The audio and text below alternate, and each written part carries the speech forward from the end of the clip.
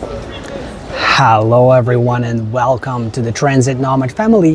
What is Budapest like? City vibe review and practical visitation tips. Before we get started, I'd like to let you know that I'm in Budapest for a few weeks, and at the end of this trip I'll be recording my final verdict video comparing Budapest with other cities to help you decide if you should visit, while also saving you lots of time and money with practical tips on how to get the most out of your trip.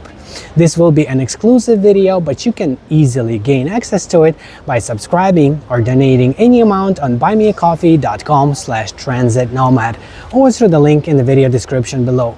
With that being said, let's begin checking out what Budapest has to offer and exploring its central part. We just started walking from the central market area and now we are walking towards the Elizabeth Square area. Both of these neighborhoods are pretty cool, and the street that connects them is a shopping street that has a lot of different restaurants, stores and shops to explore. I really like this area. I walked on this street a couple of times already, and every time you see something different, something unique, something enjoyable to look at. So I figured it would be good to record this video exploring this street. One thing I do want to point out about Budapest is that it's kind of spread out when it comes to all the main attractions. It's not that big, but it's also not that small either. It's very difficult to see the whole thing in one day. Basically, you have to take public transportation for the most part to come from one place to another place. You can also kind of walk. It's very walkable and the infrastructure is very good for pedestrians, but because there are so many things to do and so many places to see, and each place where you go, you're going to end up walking there too. So you might need a break from walking, and that's when you should consider taking public transportation.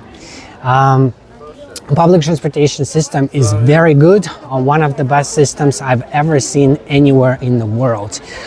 If you get an unlimited pass, it's a little bit pricey, but it's going to give you the flexibility to use buses, trolley buses, trams, trains and metro anytime without having to worry about validating tickets. If you buy single ride tickets, whether you buy paper tickets or use your smartphone, you have to validate it each time you start your journey, which can be a little bit annoying. But if you don't use public transit a lot, this is going to be the most affordable way to pay for it. As I mentioned, their unlimited daily pass, it's around $9 American if I remember correctly, and the 3-day pass is around $18 American, which is also a little bit pricey.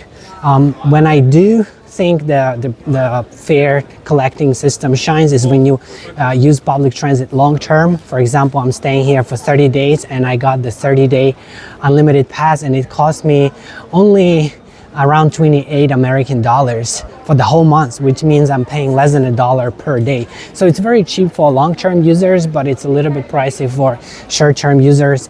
Again, what you might consider pricey is not actually that pricey. It's just that it's kind of Central Europe, and some people think that prices should be a little bit more affordable here than in Western European cities, but the price of their 24-hour public transit pass is on the more expensive side. Although the good part about it is that it gives you the actual 24 hours of usage. It's not something that's going to expire at midnight. You can use it the next morning, depending on what time you get it. You can use it for the entire 24 hours. It's not a day pass, and this definitely makes the value a little bit better and making it a more attractive option. Speaking of prices and costs, I also would like to point out that I noticed that food prices in Budapest are actually pretty expensive. It's almost the same as prices of food in many Western European capitals, London, Paris, if you go to eat at restaurants, you might end up paying almost the same amount in Budapest. Again, this is one of those things that I was not expecting. I thought I'm coming to Eastern or Central Europe. It's Central Europe, but I thought it would be a little bit less expensive. But when it comes to food prices, it's not. The good news is that I don't eat out as much. I usually go to supermarkets and prepare my own meals. That is how I can afford traveling for so long. I'm traveling for 6 months right now. And if I were to eat all 3 meals every day at restaurants, you can imagine that's going to add up and it's going to cost an insane amount of money, and also take a very large amount of time, because it takes time to research for different places. If you have some dietary restrictions like me, I don't eat meat, I eat fish and seafood. Also about the cleanliness and the availability of certain salads that I like and all that kind of stuff, and you have to wait sometimes to be seated, and then it takes time for them to prepare it, and then it takes time to pay for it. So all of that stuff is going to take a lot more time, and I would not be able to do everything that I'm doing with my business and accomplishing all the things that I'm trying to accomplish when I travel, including filming, public transportation, and all of that. So definitely one of those things that you can do to save yourself a little bit of time and money is to go to supermarkets such as Lidl or Aldi. Those are the local budget chains here, and if you buy your food at these chains, you'll be able to save a considerable amount of money, because eating at restaurants here is very, very expensive. I'm not sure why, because the cost of labor and the cost of rent here is much lower, so in theory food at restaurants should also be less expensive, but that is not the case. If you look at any of these restaurants, the average cost of a meal is about 15 euros or almost 20 American dollars, $15 if you're lucky, or it could be $25, $30. So definitely not super cheap, at least not Eastern European cheap. Maybe it's because they are trying to focus on making more money from tourists, and locals don't usually use those places. Maybe it's also because of the inflation, high inflation. It's a problem in many different countries, but Hungary was hit with high inflation also as well, and maybe even more than some other places. So because of that, the prices have gone up so much. But I do have to tell you that accommodation prices are very affordable in Budapest, especially in comparison with many other cities. I was able to see lots and lots of different options between 50 and 100 American dollars per day.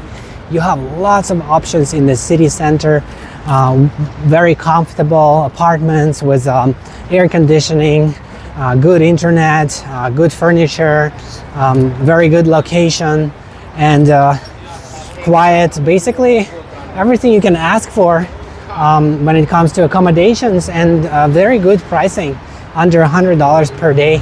Lots of options. It's definitely about half of what you would pay in many other cities, maybe even 1/3, depending on where you go, what you're trying to book, what kind of amenities you're looking for. For example, I was visiting London a few weeks ago, and I was paying over $100 per day for just a room. I usually don't rent rooms, I like to rent entire apartments, but in London it was so expensive that I figured maybe I should try renting a room one time. The reviews were good, the pictures were good, but it was far away from the city center. I had to spend a lot of time on transit, and also I had to share my space with somebody else. So it was not a very enjoyable experience, as you can imagine. I would have been a lot happier if I had my own place. And it cost me over $100 per day. If I were to get my own place in London, in the central part of London, it would cost me over $200 per day. And again, I'm traveling long term.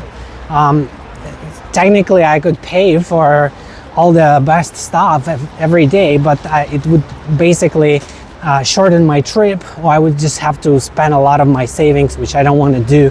I always like to make more than I spend, and I like to travel long term. And the best way to do that is to be considerate about your budget, avoid overspending if you don't have to, and basically Budapest is a really good city for staying long term in a comfortable place, because the apartments here are pretty good. You don't have to pay too much extra to live in the city center, and everything is very accessible, and the quality is pretty good, and the prices are fairly affordable when it comes to Airbnb or hotels, which I think is very important when you travel.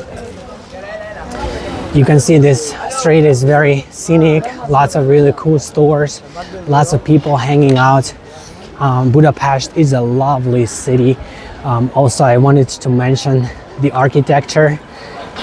It's so impressive, and in so many different parts of the city, not just on this specific street. Like some cities, they have an old town, and outside of that old town, there isn't so much to see. But Budapest is not like that. Budapest has a lot of scenic streets and squares and little neighborhoods and big neighborhoods that are worth exploring, and it takes time. That brings me to my tip, that I recommend staying as long as you can, at least a week if you really want to explore the city, if you want to see at least a decent amount of what it has to offer. You would need at least a week. Even if you stay longer, I don't think you can see everything, because Budapest is just such a cultural city with so much history and so many things to do and places to visit. They have so many concerts and entertainment events and festivals and museums and galleries and thermal baths and shops and restaurants and just cool streets that you want to walk around and explore. So basically, it takes time, and if you want to do it at your own pace without being rushed and also taking some photos along the way, that's gonna take a long time. So I recommend staying at least a week. Budapest is one of those cities where you're not going to get bored no matter how long you stay, but you might regret not staying longer if your stay is too short.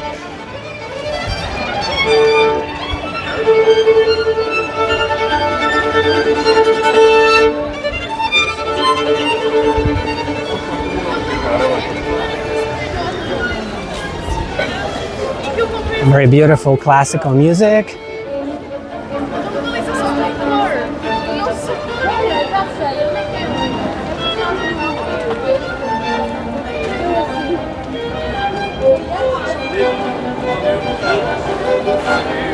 Even street musicians are very talented here.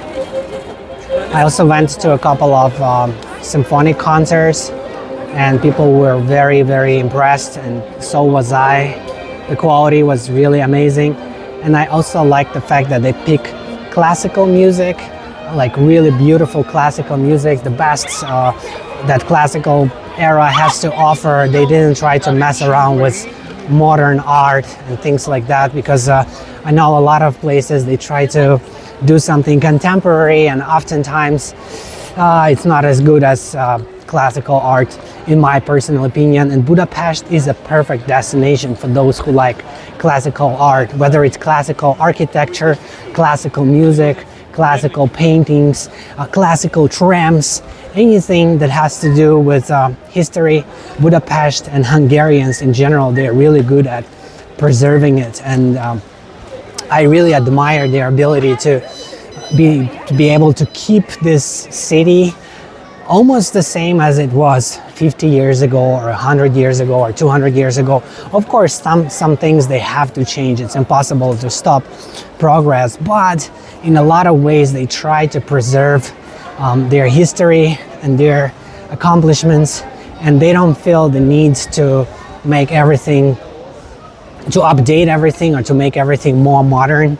I know in some cities, for example, they think once the tram is 20 years old, it needs to be replaced. They don't feel this way here in Budapest. They have the old vintage trams still running, and they are so much fun to ride, and they add so much charm to the city, and it's such a great way to explore the neighborhoods and take a break from walking. And it basically takes you back in time, makes you feel all kinds of things like nostalgia and appreciation for the history. Austro-Hungarian Empire was known for its cultural advancements when it comes to art and music, and you can definitely feel that in Budapest in many different aspects of daily life. And for that reason, I think it's such a great destination, because not only it's affordable, but also you can see so much and explore so much and appreciate so much. And it's really hard to find another place that can compete when it comes to the value that you get in Budapest. Right now we are about to enter one of the main squares of the city. This is where their Metro Line 1 starts. I made a separate video on that line because it's the first metro line or subway line in continental Europe. The first line was opened in London, in England, but that is not continental Europe. So the first line on continental Europe was actually opened here in 1896, believe it or not. And it's still operating today. Of course, it's a little bit updated with some newer vehicles, although the vehicles still feel kind of vintage style. And it's kind of like half tram, half metro. Take a look at that video on my channel if you want to see it a little bit more. But it's definitely a very unique transit option. And Budapest has a lot of unique transit vehicles in service when it comes to buses, trolley buses, trains. They have a lot of old school style equipment, and it's really, really impressive to look at in the current modern age. When you go to some cities, you see mostly new things, but here you can see a lot of really old school stuff that is also in a very good condition. That is another thing. Just because it's old, it doesn't mean it's bad. They really keep it nice and clean. It smells good and it feels very comfortable. The seats on some of these older trams are actually more comfortable than on the new ones. So I really appreciate this, all the work they did to make things so good for visitors. And they are also very welcoming. I noticed that Hungarians have a lot of experience when it comes to tourism. They've been hosting tourists for many decades, maybe hundreds of years, centuries, and they know how to make people feel comfortable. The only issue I have is that you have to pay to use public toilets, and also they don't have so many of them. Many places they don't have any public toilets at all. If it's something that matters to you, which of course is going to matter when you are traveling and exploring cities, you need to go to the restroom. Make sure you have some change with you, because credit cards are not always accepted at these public toilets. It's kind of like a business here. It's not something that the government is providing. And if you are hoping to use it at McDonald's, you might have to order something or wait for someone who knows the code, because they often have codes that you have to type in order to enter. But other than that, this city is really beautiful and impressive. Let's take a look at the river. It's just a little block away from here, and it has amazing views.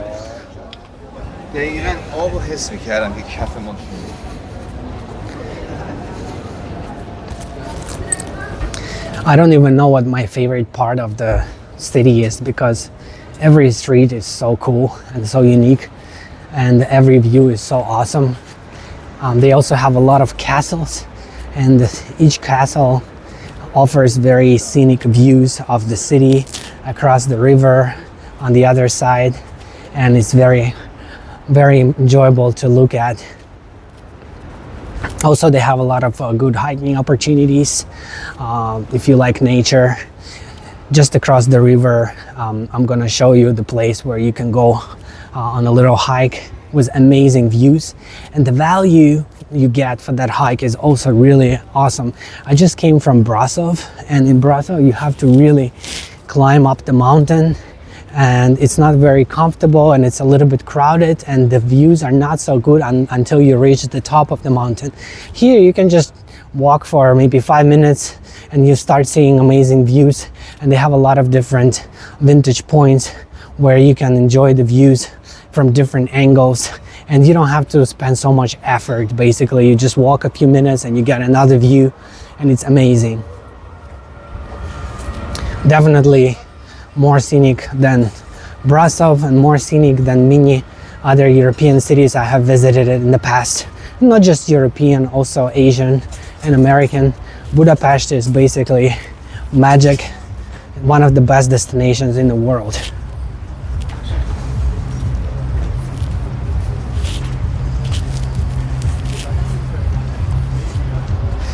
So speaking of hiking, I'm gonna zoom it in a little bit.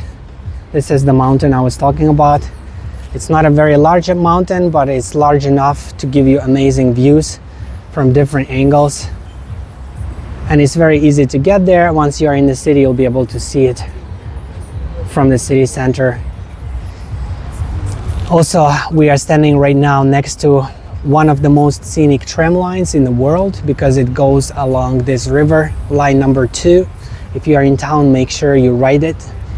It's very beautiful, especially if you stand or sit next to the window. The windows can be opened, and then you can enjoy the views of all these castles next to the water and all the beautiful bridges. I'm gonna zoom it in so you can have an idea of what I'm talking about.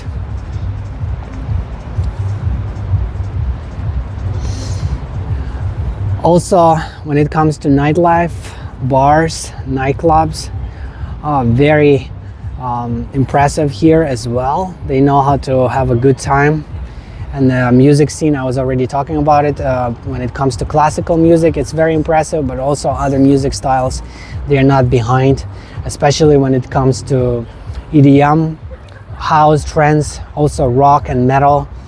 They are really ahead of a lot of other places, especially if you compare it with California, where I come from. It's mostly rap and hip hop that people listen to, but here in Budapest, people listen to a lot of other music styles, including jazz, R&B, disco, funk, soul, rock, metal, classical, you name it. I don't hear rap as much, and this definitely makes me very happy. I used to be a musician. Well, I still am a musician. I just don't practice as actively as I used to, and I don't see much value in rap. I'm sorry if you like rap. I'm sorry that I have to be a little bit mean, but I don't consider it as a music, basically.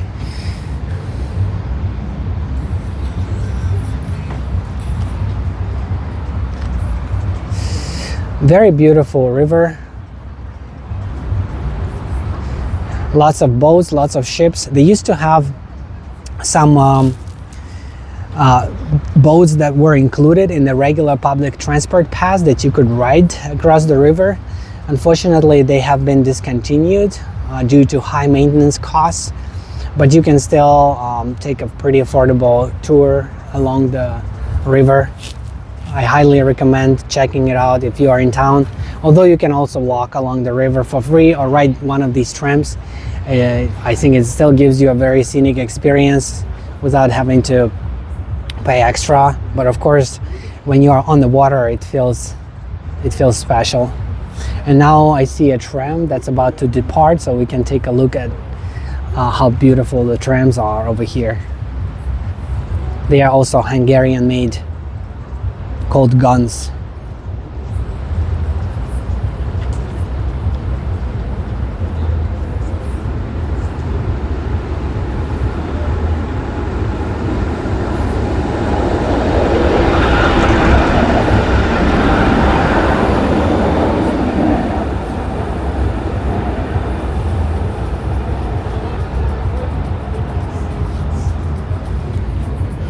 Very impressive.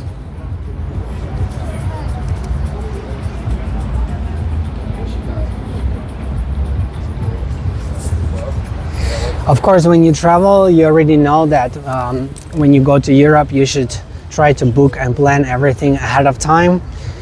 Budapest is no exception because of it's a very popular destination. If you book your hotel ahead of time, you're going to save a lot of money, and you're also going to see a lot more options to choose from. Also, if you book your train tickets ahead of time, at least several weeks ahead of time, then you're going to save a lot.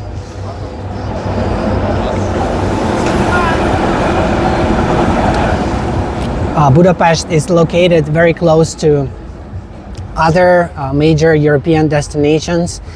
You could combine it easily with Vienna, the capital of Austria, or Bratislava, the capital of Slovakia.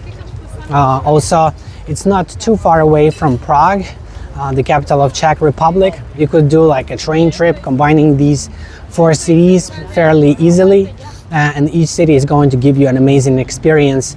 I would say Vienna is the #1 place to visit in Europe, but it's of course it's pretty expensive, especially if you compare it with Budapest. Bratislava is about the same when it comes to cost, but it's not as scenic, and Prague is very scenic, but in my opinion Budapest still wins. So if you're not sure where to go, I would say Budapest would be the #1 destination if you're trying to save, and Vienna would be a #1 destination if you don't care about your budget, if you are willing to spend a little bit more. Ideally, go to both of these cities, and everything else is optional. Although Prague was very, very impressive, I still hope to come back in the future.